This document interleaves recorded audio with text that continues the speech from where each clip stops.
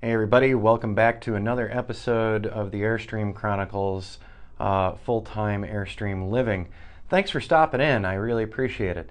So today we're going to talk about a different kind of travel photography. So for those of us who are RVers and full-time RVers, we see a lot of really neat and cool places. So we've got all these great cameras out there. We've got our smartphones, we've got our mirrorless cameras, we've got our big DSLRs, and added to our arsenal now are drones. So drones give us a completely different perspective. And if you've been following along, you know that I'm one of the owners of azdrone.net, and I'm actually doing drone work commercially for profit to add into my current business model. But the drone is more than just a business tool for my traveling. Drone flight's a lot of fun and it's pretty darn interesting.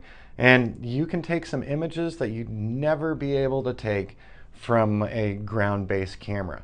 So with that in mind, if you're a full-time traveler and you want to see things in a totally different way, you might want to consider adding a drone to your inventory. Now, I know I've said in other episodes, I try to keep it minimal inside the Airstream and I don't have a lot of room. Fortunately, with some of the latest drones like the new Mavic Air and the Spark and the Mavic Pro, all from DJI, these are really compact drones. They fit into really small areas and they're easy to lug around with you. They're not going to take up a ton of space. So that's awesome. So if space is at a premium for you, I totally understand it, but it's quite possible that you have enough room for a drone. And so what that means is you can add a lot of amazing photography and video to your next trip photo album or video for the family. I'm an avid drone enthusiast without a doubt, and you've probably seen that in some of my other videos and some of the drone flyovers I've done.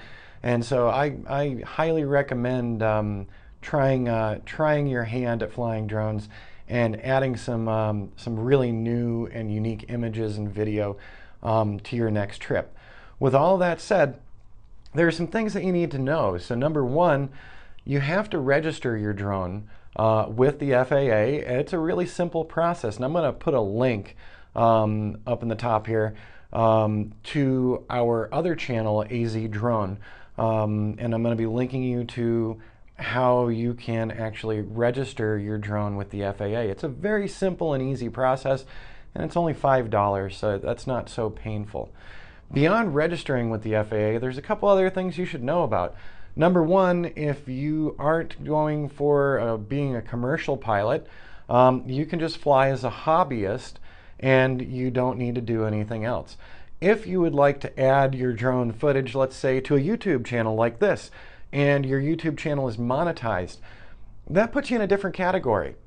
So once you start doing things for money, or if you're doing things to further a business, so if I did some drone flight and gave it to an RV park that I really like, that is still furthering a business. I'm helping them represent themselves online with some unique aerial photography. So if you start doing things that further a business, you're going to need to look into the FAA's Part 107 exam. It's not a painful exam, and in a couple of weeks you can actually study for it and pass it. It's not that terrible. So whether you're a hobbyist or you're doing commercial, there's some other things that you should know about drone flight. Number one, you need to know if it's legal where you're flying. So for a lot of us who are full-time RVing and we're traveling around and going to really cool places, some of those really cool places do not allow drone flight, period. Number one, national parks, not gonna happen. So there are some people out there that say, hey, if you launch your drone outside of the park boundary, so you've launched and you're landing outside of the park boundary, you're okay. Those people are really pushing their luck. So my recommendation, don't do it. Other major national parks. So Grand Canyon, it's no. Glen Canyon Dam, that's a no. That's up at Lake Powell, and I'm going to be heading up to Lake Powell very shortly now. So I'm going up for a little fun and photography trip before I have to go work with 2 different client sites afterward. So I'm not going to be flying the drone over Lake Powell. I'm going to be staying outside of that national park area. In the same area, there is the Vermilion Cliffs National Monument, one of my absolute favorite places to visit. You've got some amazing slot canyons there. You've got some off-the-hook rock formations like the Wave. Everybody knows about the Wave. One of my favorite places to go in there is called White Pocket. And what you need to know about that area is the Paria River and Vermilion Cliffs wilderness area. So that is a congressionally designated wilderness area. And on flight maps like SkyVector, which you should take a look at, skyvector.com, you can clearly see on the map that it is not legal to fly in the wilderness area. So I'm hoping to go by a favorite place called White Pocket, and because I've photographed that place for years before it was popularized, and I would really love to fly my drone out there. I'm not sure if it's in or outside of that wilderness boundary, and I'm going to have to go there and actually physically see, so I can pull up an application on my iPhone, see where I am in relation to that sectional chart, and then I can make the determination whether or not I should or should not be flying in there. The one thing that has me pretty positive about being able to fly in there is that DJI, the creators of my Mavic Pro Drone and the Mavic Air Drone, in their recent commercial promoting the Mavic Air Drone, they have a bunch of footage from White Pocket of drones zipping around in White Pocket. So that gives me hope that it's outside of that wilderness area boundary. I'm also going to be exploring a couple other places in the area that I already know I'm legal to fly the drone. With that in mind, I'm going to go have some fun there, and I'm not going to give away the location because there are some places that most people still don't know about. And over the years, I've advertised a lot of my favorite places, and I've seen them grow with a lot of tourist traffic. So I'm not giving away every location anymore.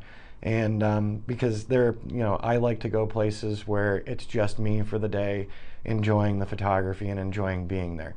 By the way, that's one of the reasons for the wilderness areas and the national parks and why they don't want drone flight over them. People want to get away. They want to see these natural beauties, and they don't want to hear the buzzing of our drones over them. I totally get it. I totally get it. So I will definitely be conforming to the rules and regulations. I always do. But for my drone flight, I'll be making sure that I am legal where I'm flying and still getting some of that amazing imagery. And also, I always make sure if there are people around to check in with them, because I don't want to ruin their time out there any more than I want my time ruined out there. So if you're going to take a drone along in your RV, even if you're not going to do the commercial test and you're just going to be a hobbyist, please make sure to check out things like SkyVector and AirMap and the other applications out there that show you where you can and can't fly. Do not rely solely on these third-party apps. To be absolutely certain, you need to take a look at the sectional charts. So you're going to have to learn about sectional charts. Fortunately, over on our other channel, AZ Drone, we're going to be doing some basic introduction to sectional charts. So if you want to bring a drone with you on your next RV trip, pop on over to AZ Drone and we'll tell you what you need to know, and we'll show you how to read some of those charts and also how to bring those charts with you. All right, everybody. So I think that a drone is a great addition to your kit of photography gear in your RV. I think the newest drones aren't going to take too much space, so it can definitely fit with a full-time lifestyle or a part-time RV lifestyle, and you're going to be able to make images and video that are just going to wow your friends and family when you get back from the trip or when you share it with them on locations like YouTube here.